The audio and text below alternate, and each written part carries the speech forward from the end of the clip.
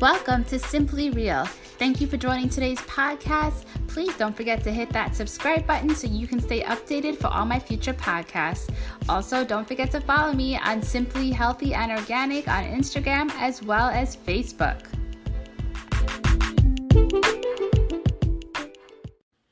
Have you ever wondered while maybe you're sitting in a meeting and you have this great, fantastic idea that just came to mind, but you don't say it out loud? You keep it to yourself. Or maybe you're amongst friends and somebody says something that you just honestly don't agree with, and you really want to say something back, but you hold it in. You don't say it. Why? Why is this? Well, the mind has a tendency to control our habits and our routines. It senses what we normally do.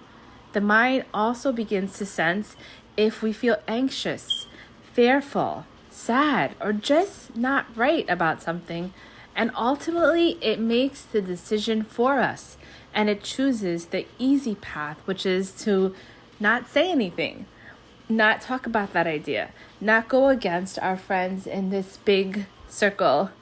So it's important to sort of understand how the mind truly works and how it can honestly almost hold you back from doing the things that you want and love to do. It's not that easy to ignore your natural inclination. So if you're the type of person that doesn't take risks and you are always worrying about maybe wanting to invest in that building or that business, then your mind is always going to sense that worry and that hesitation, and it's always going to continue to stop you from making that decision. Your mind will always make the decision for you to take the easy way out because it's easier, because that's the easier path. Maybe you have the inclination that you want to start a business, that you want to invest in that property, but your mind is telling you no, because it's there. It's designed to protect you. It's designed to help you make the decision that it feels that has been routine throughout your entire life. So now that we sort of understand that our mind always chooses the easy way out, how do we override that?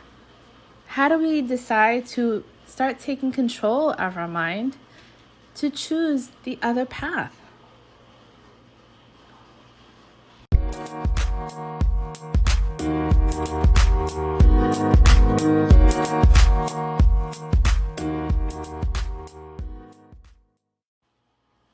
As we begin to dive into how we can override what our brain is actually telling us to do, and now that we talked a little bit about understanding the logistics of how it works, how can we change the narrative and the programs of our brain? There are a few things that we can begin doing. And it starts with you, me, everybody, making a transformation. And a true transformation that you honestly want to start receiving the things that you want to do in life. So if you want to actually invest in that property, if you want to open a business, if you want to be the one in the meeting to come up with that bright idea and say it out loud, then we have to learn to start reprogramming our brain and retraining to change the narrative. One of the tips that I think that can help is by decluttering your mind and your life. You know, we easily feel distracted and confused when we have so much going on, which is understandable considering the society that we live in, which is so high-paced and hustle and bustle.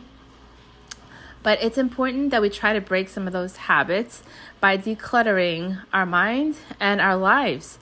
And in order to do that, one of the great ways to do that is practicing a consistent routine of mindfulness or meditation every morning. And that helps to calm and ease the anxiousness and the fears and even the hesitations that you may have. Once you begin to bring awareness into your life and declutter your thoughts, declutter your heart, then you will begin to find that there's more awareness and a presence of understanding every moment for what it is. And that can help you to better achieve your goals, to make decisions that maybe are on the risky side.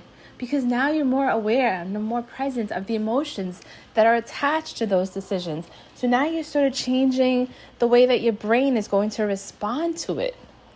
So by decluttering your brain, decluttering your thoughts, that will help you to be more present in the moment that that decision comes up. And in an instant, you may be able to speak at that meeting and talk about your idea. You may be able to say, hey, I'm going to take the jump and open my business. So introduce a little mindfulness. And I really, really, truly believe that as you start to declutter your life and invite this consistent practice, it will help you to open up the idea to transform the way that your mind is responding to some decisions that may come up. Also, another thing that I have found to be so important is what you're putting into your body. So many studies have shown us that the food that we are eating honestly reflects who we are and the decisions that we make.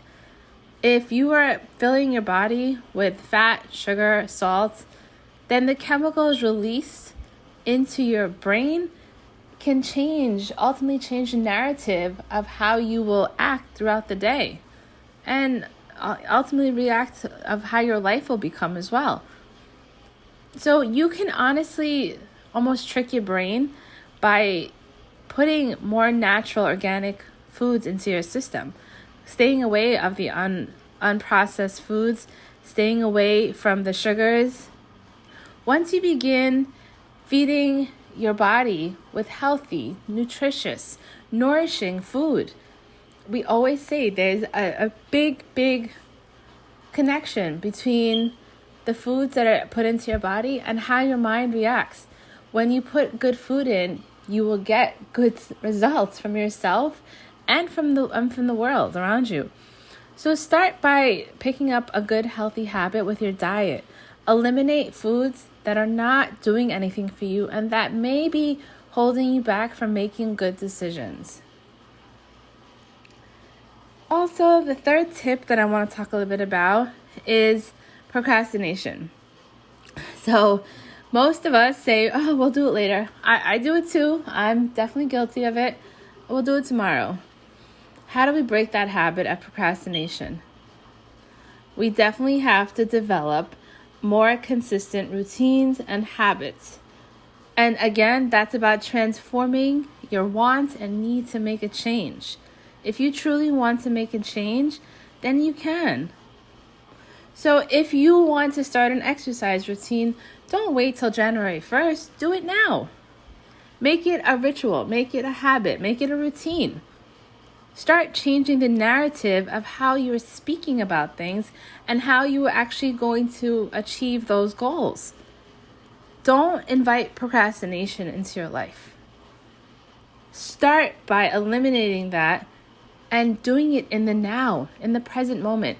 And again, the first tip I gave you about mindfulness and meditation will help you to achieve all these other tips, will help you to achieve a more healthy diet, will help you to eliminate procrastination from your life. Once you begin to have that practice and routine, you will see things begin to open up. So those are just a few tips on how you can retrain the brain and sort of trick it into making decisions that you want. And of course, there's a ton of other things you can do for yourself by practicing gratitude each and every moment, writing down or saying the things that you are so grateful for that's around you and why you feel so grateful. Just practicing forgiveness, being able to be present in the moment, being able to expand your awareness of that one moment, whether it may be you drinking a cup of coffee or speaking to your kids at the breakfast table. Whatever those moments are, learn to be present and learn to savor those moments. And you will see that you will begin to make different decisions.